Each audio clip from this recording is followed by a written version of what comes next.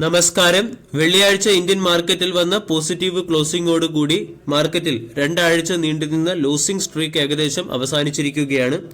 പക്ഷേ വീക്കെൻഡിൽ ആരംഭിച്ച പാലസ്തീൻ ഇസ്രായേൽ കോൺഫ്ലിക്റ്റും ഒക്ടോബർ 11 തീയതി പുറത്തുവരുന്ന കമ്പനികളുടെ ക്വാർട്ടർലി റിസൾട്ടും സെപ്റ്റംബർ മാസത്തെ ഇൻഫ്ലേഷൻ റിപ്പോർട്ടും വരും ദിവസങ്ങളിൽ മാർക്കറ്റിനെ വോളറ്റൈലാക്കാനുള്ള സാധ്യതയുണ്ട്.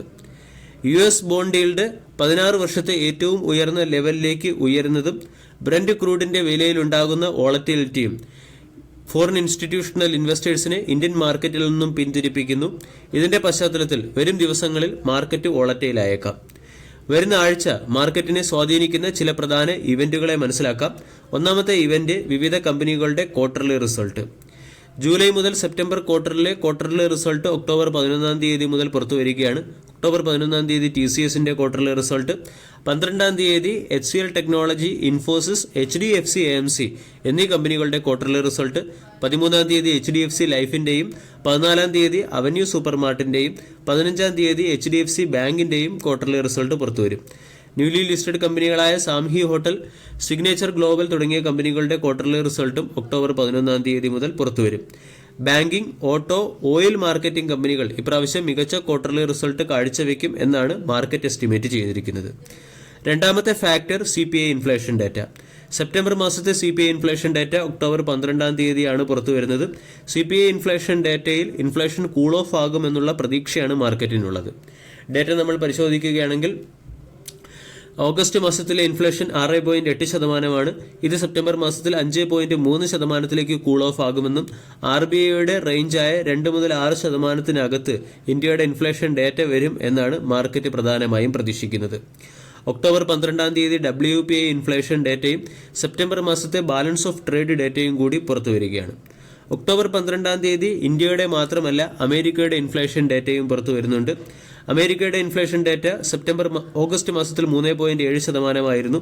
ഇത് സെപ്റ്റംബർ മാസത്തിൽ 3.7%-ലും താഴ്ന്ന ലെവലിലേക്ക് എത്തുമെങ്കിലും സെൻട്രൽ ബാങ്കിന്റെ ടാർഗറ്റായ 2%-നകത്ത് എത്തില്ല എന്നാണ് മാർക്കറ്റ് പൊതുവെ പ്രതീക്ഷിക്കുന്നത്. കൂടാതെ 2024 വർഷം മുഴുവൻ ഹയർ ഇൻട്രസ്റ്റ് റേറ്റ് നിലനിർത്താനും ഫെഡ് തീരുമാനിച്ചിട്ടുണ്ട്. 2024 വർഷത്തിന്റെ അവസാനത്തോടുകൂടി 2.6%-നടുത്ത് ഇൻഫ്ലേഷൻ എത്തിക്കാനാണ് മാർക്കറ്റ് ശ്രമിക്കുക. ഈ രണ്ട് ഡേറ്റയും മാർക്കറ്റിൽ വോളറ്റിലിറ്റി വർദ്ധിപ്പിക്കുന്നതിന് പിന്നിലെ പ്രധാന കാരണമായി പ്രവർത്തിച്ചേക്കാം. ഇപ്പോൾ മാർക്കറ്റിനെ സംബന്ധിക്കുന്ന ഏറ്റവും പ്രധാന കൺസേൺ ഫോറിൻ ഇൻസ്റ്റിറ്റ്യൂഷണൽ ഇൻവെസ്റ്റേഴ്സിന്റെ സെല്ലിംഗ് തന്നെയാണ്. 8400 കോടിയുടെ സെല്ലിംഗ് ആണ് ഫോറിൻ ഇൻസ്റ്റിറ്റ്യൂഷണൽ ഇൻവെസ്റ്റേഴ്സ് ക്യാഷ് സെഗ്മെന്റിൽ നടത്തിയത്. യുഎസിന്റെ 10 വർഷത്തെ ബോണ്ട് ഈൽഡ് 16 വർഷത്തെ ഏറ്റവും ഉയർന്ന ലെവലിലേക്ക് എത്തിയതും US ഡോളർ ഇൻഡെക്സ് 105 എന്ന ലെവലിന് മുകളിൽ 106 രൂപ 106.10 എന്ന ലെവലിൽ ക്ലോസിംഗ് നൽകിയതും മാർക്കറ്റിനെ സംബന്ധിക്കുന്ന പ്രധാന കൺസേൺ തന്നെയാണ്. വരുന്ന ആഴ്ചയും ഓയിലിന്റെ പ്രൈസിൽ വോളറ്റിലിറ്റി പ്രതീക്ഷിക്കാം. $95.96 പെർ ബാരലിൽ നിന്നും കഴിഞ്ഞ ആഴ്ച ബ്രന്റ് ക്രൂഡിന്റെ വില 8.26% ഇടിഞ്ഞ് $84.58 പെർ ബാരൽ എന്ന ലെവലിലേക്ക് എത്തിയിട്ടുണ്ട്. Israel Palestine conflict middle east രാജ്യങ്ങളെ ബാധിക്കുന്നതുകൊണ്ട് ഓയിലിന്റെ പ്രൈസിൽ ഈ കോൺഫ്ലിക്റ്റ് റിപ്പോർട്ട് അനുസരിച്ചുള്ള വോളറ്റിലിറ്റി പ്രതീക്ഷിക്കാം. IPO base point of view നമ്മൾക്ക് അടുത്ത ആഴ്ച ഫോക്കസ് ചെയ്യാവുന്ന ഒരു IPO ആണ്. അരവിന്ദ് ആൻഡ് കമ്പനി ഷിപ്പിംഗ് ഏജൻസിയുടെ IPO 14.74 കോടി രൂപയുടെ IPO ഒക്ടോബർ 12 തീയതി ആരംഭിച്ച് 16 തീയതിയാണ് അവസാനിക്കുന്നത്. ഇതുകൂടാതെ മികച്ച ലിസ്റ്റിംഗ് ഗെയിൻ ലഭിക്കുമെന്ന് പ്രതീക്ഷിച്ച പ്ലാസ വയറിന്റെ ലിസ്റ്റിംഗ് ഒക്ടോബർ 13 തീയതിയാണ്. ലൂബ്രിക്കന്റ് മാനുഫാക്ചർ കമ്പനിയായ അറേബ്യൻ പെട്രോളിയത്തിന്റെയും ഇവന്റ് മാനേജ്മെന്റ് കമ്പനിയായ ഫാക്ടർ എക്സ്പീരിയൻസ് എന്ന കമ്പനിയും മാർക്കറ്റിൽ ഒക്ടോബർ 9 തീയതി ലിസ്റ്റ് ആവുകയാണ്. ഇനി നാളത്തെ ട്രേഡിംഗ് സെഷനിൽ ശ്രദ്ധിക്കേണ്ട ചില പ്രധാനപ്പെട്ട സ്റ്റോക്കുകളിലേക്ക് കടക്കാം. ഒന്നാമത്തെ സ്റ്റോക്ക് സോളാർ ഇൻഡസ്ട്രീസ് ലിമിറ്റഡ്. 46,000 കോടി രൂപയുടെ മാർക്കറ്റ് ക്യാപ്പുള്ള കമ്പനിയുടെ valuation 59.41, dividend yield 0.16%. Solar industries കഴിഞ്ഞ ട്രേഡിംഗ് സെഷനിൽ 3.4% ഉയർന്ന് 5150-നടുത്ത് ക്ലോസിംഗ് നൽകി. സോളാർ ഇൻഡസ്ട്രീസ് എന്ന കമ്പനിക്ക് കോൾ ഇന്ത്യയിൽ നിന്നും 1853 കോടി രൂപയുടെ ഓർഡർ ലഭിച്ചു എന്നുള്ളതാണ് സ്റ്റോക്കിനെ സംബന്ധിക്കുന്ന പ്രധാന അപ്ഡേറ്റ്. കോൾ ഇന്ത്യയുടെ സൈഡിൽ നിന്നും കമ്പനിക്ക് ലഭിച്ച ഏറ്റവും വലിയ ഓർഡർ കൂടിയാണിത്. സോളാർ ഇൻഡസ്ട്രീസ് എന്ന കമ്പനി ഗ്ലോബലി എക്സ്പ്ലോസീവ് മാനുഫാക്ചർ ചെയ്യുകയും എക്സ്പോർട്ട് ചെയ്യുകയും ചെയ്യുന്ന കമ്പനിയാണ്. ഇസ്രായേൽ പാലസ്തീൻ കോൺഫ്ലിക്റ്റിന്റെ ബെനിഫിറ്റും ചിലപ്പോൾ സ്റ്റോക്കിന് ലഭിച്ചേക്കാം. ടെക്നിക്കലി സ്റ്റോക്കിൽ റൗണ്ടിംഗ് ബോട്ടം രീതിയിലുള്ള ഒരു ക്യാൻഡിൽ പാറ്റേൺ ഫോർമേഷൻ വരികയും വെള്ളിയാഴ്ച സ്റ്റോക്കിൽ ബ്രേക്ക്ഔട്ട് വരികയും ചെയ്തു. 5000 സ്റ്റോക്കിന്റെ ഒരു പ്രധാന റെസിസ്റ്റൻസ് ലെവലായിരുന്നു. സ്റ്റോക്ക് 5147 രൂപയ്ക്ക് അടുത്തായിട്ടാണ് വെള്ളിയാഴ്ച ക്ലോസിംഗ് നൽകിയത്. വീക്കിലി ക്യാൻഡിൽ പാറ്റേൺ പരിശോധിച്ചാൽ 4500 ആയിരുന്നു പ്രധാന റെസിസ്റ്റൻസ്. 4500-ൽ സ്റ്റോക്ക് ബ്രേക്ക്ഔട്ട് നൽകി. അതിനുശേഷം സ്റ്റോക്ക് 4500 എന്ന ലെവലിനെ റീടെസ്റ്റ് ചെയ്തതിനു ശേഷമാണ് 5150 എന്ന ലെവലിന് മുകളിലേക്ക് എത്തിയത്. 4500 രൂപയുടെ സ്റ്റോപ്പ് ലോസ് പരിഗണിച്ചുകൊണ്ട് trading point of view solar industries പോലുള്ള സ്റ്റോക്കുകളെ ശ്രദ്ധിക്കാവുന്നതാണ്. രണ്ടാമത്തെ stock Titan company limited. 2.94 lakh crore രൂപയുടെ മാർക്കറ്റ് ക്യാപ്പുള്ള കമ്പനിയുടെ വാല്യൂഷൻ 91.18, ഡിവിഡൻഡ് yield 0.30%. കഴിഞ്ഞ ട്രേഡിംഗ് സെഷനിൽ ടൈറ്റാൻ കമ്പനി 2.7% ഉയർന്ന് 3305 ക്ലോസിംഗ് നൽകി. ടൈറ്റാൻ കമ്പനിയുടെ ക്വാർട്ടർലി ബിസിനസ് അപ്ഡേറ്റ് പുറത്തു വന്നിട്ടുണ്ട്. 20% വളർച്ചയാണ് കമ്പനി, 20% റവന്യൂ ഗ്രോത്ത് ആണ് Q2 കമ്പനി നേടിയത്. ഇവിടെ തന്നെ കമ്പനിയുടെ മേജർ റവന്യൂ സോഴ്സായ ജുവലറി ഡിവിഷന്റെ വളർച്ച 19%-അടുത്തായിട്ടാണ്. ടൈറ്റാന്റെ ടോട്ടൽ സ്റ്റോറുകളുടെ എണ്ണം 2859 മാറി. ഈ ക്വാർട്ടറിൽ 81 പുതിയ സ്റ്റോറുകൾ കമ്പനി ഓപ്പൺ ചെയ്യുകയും ചെയ്തു.